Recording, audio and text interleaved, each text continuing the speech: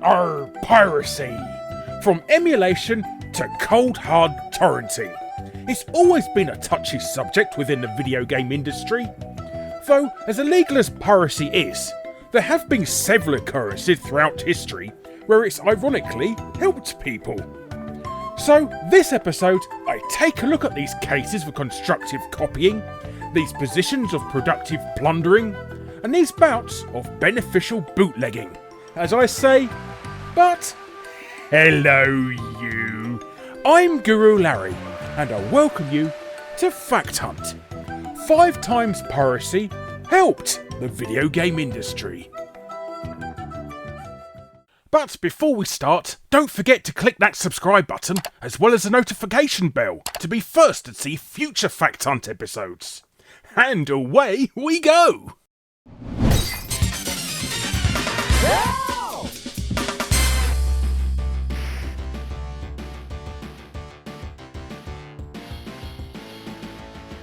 Street Fighter 2 is without doubt the most influential fighting game of all time. You couldn't step into an arcade in the early 90s without your lug holes being swarmed by a million Hadokens from their numerous machines. And even to this day you're guaranteed to find at least one in a dark corner of these truant-infested, sticky carpeted sweat holes. However, with 1992 emanating fierce competition with brawlers such as Midway's Mortal Kombat on the horizon, Capcom tried to keep interest in Street Fighter up by releasing a Champion edition of the game. However, with the exception of playable bosses and the ability to have mirror matches, it was essentially the exact same game. Capcom had sadly ingrained into themselves the mentality of, if it's not broke, don't fix it, and were adamant about not changing, well, anything in their beloved beat-em-up. And that's where the pirates sailed ashore. Seeing there was still high demand for the game, and hardcore fans wanting a new challenge, Chinese bootleggers, Hung Si, thought why not make some money out of this popular fighter and, at the same time, appeal to the hardcore frustrated with the lack of changes. And thus, Street Fighter 2 Rainbow Edition was born. Named by fans after the bizarre colours displayed on the title screen's logo. Rainbow Edition was not only faster than the original, something fans had been demanding from Capcom for years, but also gave you the ability to pull off moves mid-air, and even change characters mid-match. Rainbow Edition also balanced a lot of overpowered moves that plagued previous iterations of Street Fighter 2. Granted, most of the counterbalances were ridiculous, but surprisingly, Rainbow Edition was the first ever fighting game to actually be balanced. So with fans loving the new features to this unofficial bootleg, Street Fighter 2 Rainbow Edition was a smash hit. Of course, Capcom were fuming that a bootleg of the game was outselling their own official version.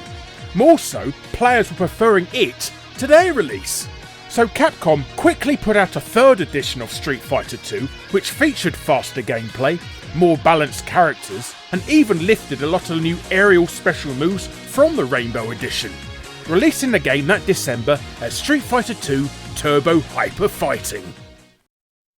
Despite being rushed out the door in less than 6 months, Turbo Hyper Fighting had far better balancing than later releases of the game. In fact, some of the imbalances crept back into Hyper Fighting's follow-up.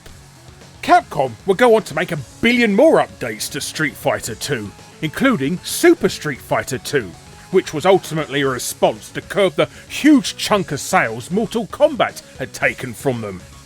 Super Street Fighter 2 was also the first game to feature Capcom's infamous Suicide Battery, a sneaky way to assure no one made bootleg Rainbow editions of this iteration. There's even rumours the over-the-top action of Rainbow Edition was the main inspiration for Capcom's later Marvel vs. Capcom series. But Street Fighter 2 Rainbow Edition gave the world the notion that fighting games need to be balanced over time. And while this is commonplace today with regular update patches, the concept of putting up with unbalanced fighting games was finally put to rest, and all thanks to annoying Capcom with a ridiculous bootleg copy.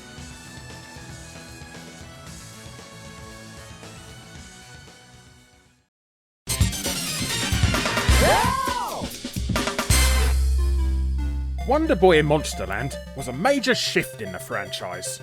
No longer was he a half-naked caveman, lobbing hatchets at oversized snails and doing Doki Doki Panics with Adventure Island.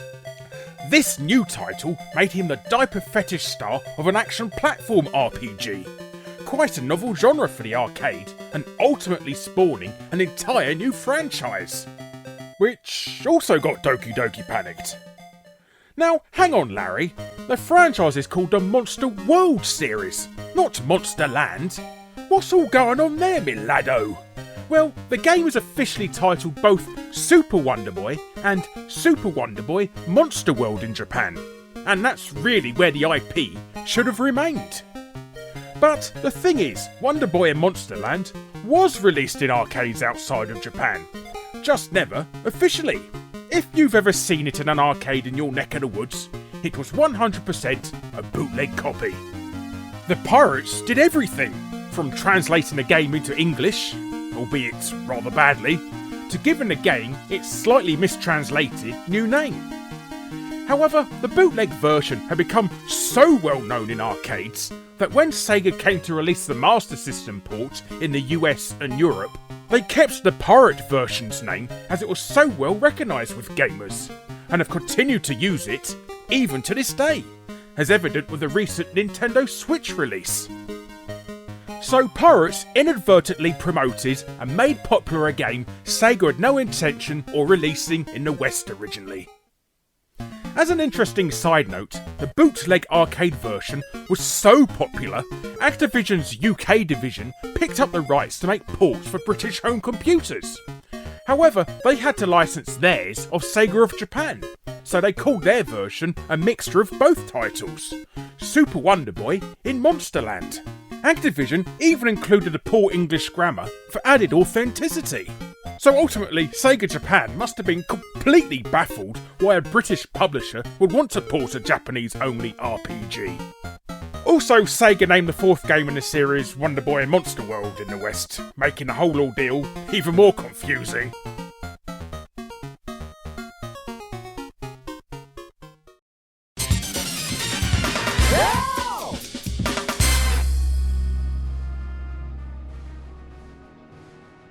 As bad as Piracy is, going full force against it with DRM can be just as bad, and ultimately only hurts honest gamers. Such is the case with our next title, Tom Clancy's Rainbow Six Vegas 2. When Ubisoft released an update patch for the game, they sneakily added a piece of no-CD anti-piracy software, which constantly checks that the disc is still in the CD drive while playing. No disc, no play. Sounds simple enough, right? Well, of course not. It wouldn't be on this blooming list if it was. You see, Rainbow Six Vegas 2 was released at a time when digital downloads were just becoming a thing. And with Ubisoft toying with the idea of distributing their titles through IGN's pre-Steam direct-to-drive service, they thought they were onto a gold mine. However, Ubisoft are as neurotic as they are incompetent, as they patched both the digital and physical editions with the exact same no-CD update, which, while begrudgingly fine for people who own the disc version, no one who bought a digital copy could play the bugger anymore. Even worse was that the DRM patch was so good, Ubisoft couldn't unpatch it for the digital owners. No matter what they did to fix the issue, they only make matters worse, to the point the anti-piracy code embedded itself into Windows' own software, so even a complete delete and reinstall of the entire game wouldn't resolve the problem.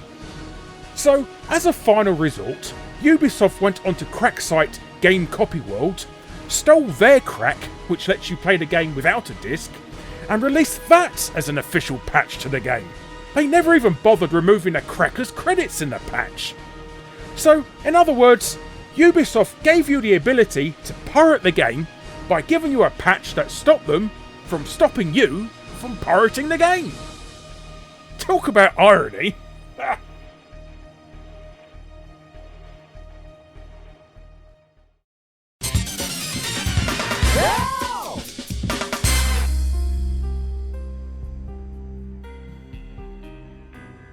As with Ubisoft 2 years prior, assuming that the PC gaming market would forever be disc-based is a little naive in hindsight, especially after the meteoric rise of Steam completely destroyed that notion.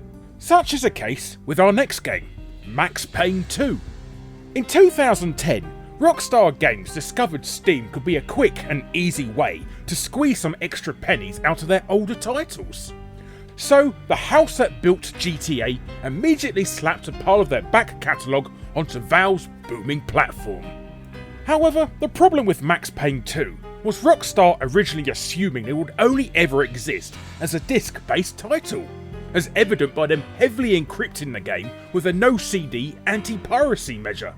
So putting a title where you need a CD to play on a digital distribution service would have been impossible. But what to do? Rockstar didn't want a gaping, angry, widowed, cop-shaped hole in their back catalogue, but at the same time, they couldn't be asked to pay someone to go back to an 8-year-old game and remove the offending anti-piracy measures. So, in their infinite wisdom, they simply ripped their own game from a piracy site that had a no-CD crack added, and released that as the official release. Yup, Rockstar made an illegal pirated copy the official game. Unfortunately, in Rockstar's utter laziness, they hadn't bothered deleting the cracking team, Myth's, credit from the game's code, and were immediately called out on their rather embarrassing bout of apathy. However, if you're thinking this story ends with Rockstar saving face and finally paying someone to remove the anti-piracy measure in an update, you'd be surely mistaken. Nope, Rockstar just dug into their archives for an unfinished copy of the game and replaced the offending cracked version with that one. So, no more cracked team credits and code hardly anyone saw or even knew existed, in favour of a buggy, incomplete game instead. Wow, you really know how to spoil us, Rockstar.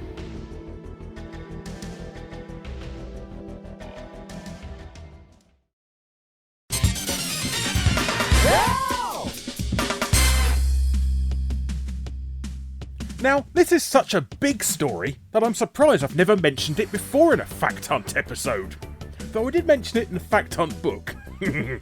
But Miss PacMan is the first ever female protagonist in video gaming, and she owes her entire existence down to a group of MIT dropouts trying to profit off her husband. If you've never heard the story before, the officially unofficial follow-up started out as an enhancement mod to the original Pac-Man arcade game by the name of Crazy Otto, created to entice arcade owners of a cheap way to refresh Pac-Man without having to buy a whole new board, as the game had started to lose traction by then. However, while making Crazy Otto, the developer, General Computer Corporation, was sued by Atari for making illegal mods of their arcade games. However, Atari, realising they didn't have a leg to stand on and dropping the case, gave General Computers the confidence to approach Pac-Man's US distributor, Midway, and tell them, Atari dropped their lawsuit against us, so we're going to release a kit for your game, Pac-Man. But in a bizarre case of irony, Midway couldn't have been happier, as they were desperate to capitalise on Pac-Man's huge success with a sequel. But with Pac-Man's original creators, Namco, dragging their heels on the notion, they offered to buy Crazy Otto off General Computers outright. Midway then simply changed Otto to a female Pac person, as they noticed a huge amount of players were actually girls, and released it on the market as Miss Pac-Man, calling her Ms. not for any sort of progressive feminist points, but simply because it was easier to roll off the tongue than Miss or Mrs. Now, if you're thinking, actually Larry, it can't be a pirated game as Crazy Otto was never officially released. And you'd be technically correct. However, while Namco were aware of Miss Pac-Man's development, and Midway had forwarded character designs to Pac-Man's creator, Masaya Nakamura, for approval, Namco themselves never officially gave permission to Midway to create or release the game, and more so turned a blind eye to the project, rather than biting the hand that feeds them by taking their highly profitable US distributor to court. This does explain why Namco have been so reluctant to publish Miss Pac-Man in Japan. In fact, they've only just obtained the rights to Miss Pac-Man in 2010, when Midway declared bankruptcy. And even now they only own 50% of those rights, with the other half in legal limbo between General Computers and AtGames trying to poach the rights of them in a huge litigious mess. But that's for a future episode. So, Miss Pac-Man is an unofficial mod turned into a legally dubious sequel, which ultimately gave way for the first ever female video game character. Gaming can get quite complicated sometimes, can't it?